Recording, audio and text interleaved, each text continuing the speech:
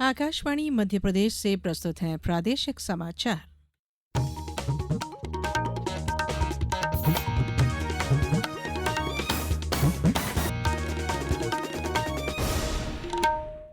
नमस्कार, समाचारों के साथ मैं धारणा सचदेव। 5 से 18 वर्ष की आयु के बच्चों के लिए प्रधानमंत्री राष्ट्रीय बाल पुरस्कार 2025 के लिए नामांकन अब इस वर्ष 31 जुलाई तक कराए जा सकते हैं। प्रधानमंत्री राष्ट्रीय बाल पुरस्कार राष्ट्रीय स्तर का प्रतिष्ठित पुरस्कार है जो बच्चों की असाधारण उपलब्धियों को मान्यता देने के लिए भारत के राष्ट्रपति द्वारा प्रतिवर्ष प्रदान किया जाता है।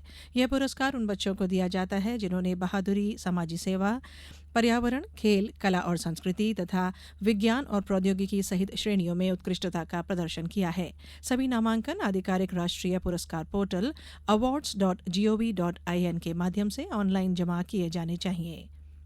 सूचना और प्रसारण मंत्री अश्विनी वैष्णव ने कहा है कि भारत मीडिया और मनोरंजन क्षेत्र में वैश्विक नेतृत्व कर सकता है। उन्होंने कहा कि कई वैश्विक कंपनियों ने इस संबंध में भारत के साथ काम करने की इच्छा जताई है। गूगल, मेटा और माइक्रोसॉफ्ट सहित 7 वैश्विक फर्मों ने आज मुंबई में वेव्स शिखर सम्मेलन के दौरान भारतीय रचनात्मक प्रौद्योगिकी संस्थान के साथ एक समझौता ज्ञापन पर हस्ताक्षर किए। आईआईसीटी की स्थापना 400 करोड़ रुपए की फंडिंग के साथ मुंबई में की जाएगी। इस अवसर पर श्री वैष्णव ने कहा कि आने वाले दिनों में आईआईसीटी, आईआईटी और आईआईएम के समान मान्यता प्राप्त करेगा। मंदसौर में आज कृषक कल्याण को समर्पित कृषि उद्योग समागम 2025 का आयोजन किया जा रहा है।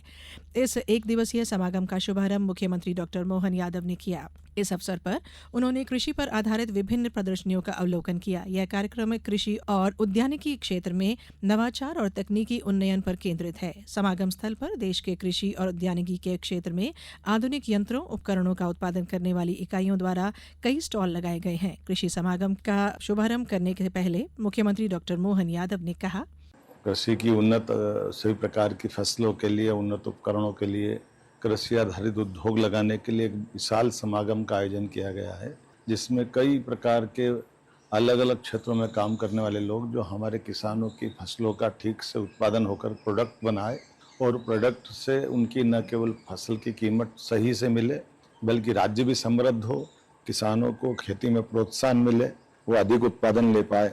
ऐसे कई कारण से इस प्रकार से दीर्घगामी हमने योजना बनाई है। मेरी अपनी ओर से इस प्रकार के प्रयोग के लिए कृषि विभाग और सभी लोगों को बधाई।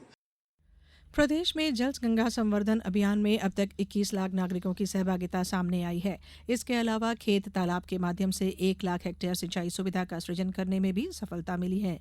जल गंगा संवर्धन अभियान में कूप रिचार्ज कार्य में बैतूल जिला प्रदेश में प्रथम है, खंडवा द्वितीय और छिंदवाड़ा तृतीय स्थान पर है। अमृत सरोवर निर्माण में धार प्रथम है, सीधी द्वितीय स्थान और छिंदवाड़ा तृतीय स्थान पर है। बैठक में जानकारी दी गई कि प्रदेश में जल गंगा संवर्धन अभियान 30 मार्च से 30 अप्रैल की एक माह की अवधि में 7,339 पुराने जल संरक्षण के कार्य पूरे किए गए हैं। सिंघासा आईटी पार्क इंदौर में जल्द ही इंक्यूबेशन एंड इनोवेशन सेंटर बनेगा। जीआईएस 2025 में मध्य प्रदेश सरकार के विज्ञान और प्रौद्योगिकी विभाग के तहत दृष्टि सीपीएस और MP state electronics development corporation limited MPSEDC के बीच हुए एमओयू से इसका मार्ग प्रशस्त हुआ है। आईआईटी इंदौर के निदेशक प्रोफेसर सुहास जोशी ने बताया कि इंदौर में सिंघासा आईटी पार्क 10,000 वर्ग फीट में फैला होगा। यह केंद्र नवाचार, सहयोग और विकास के केंद्र के रूप में कार्य करेगा। मध्य क्षेत्र विद्युत वितरण कंपनी अपने कार्य क्षेत्र में ग्रामीण और कृषि उपभोक्ताओं को अब मात्र ₹5 में स्थायी कृषि पंप कनेक्शन उपलब्ध करा रही है। अब तक इस योजना का लाभ 16,545 ग्रामीण कृषकों को मिल चुका है। अब कुछ समाचार संक्षेप में। राजस्व के लंबित प्रकरणों का समय सीमा में निराकरण किए जाने हेतु झाबुआ जिला कलेक्टर नेहा मीना ने निर्देश दिए हैं। इसी क्रम में राजस्व से संबंधित समस्याओं के त्वरित निराकरण के लिए प्रत्येक राजस्व न्यायालय क्षेत्र के अंतर्गत कल 11 ग्राम पंचायतों में विशेष राजस्व समाधान शिविर का आयोजन किया गया और शिवपुरी जिले में मुख्यमंत्री लाडली लक्ष्मी योजना अंतर्गत लाडली लक्ष्मी उत्सव का आयोजन किया गया। इस बुलेटिन में इतना ही। नमस्कार।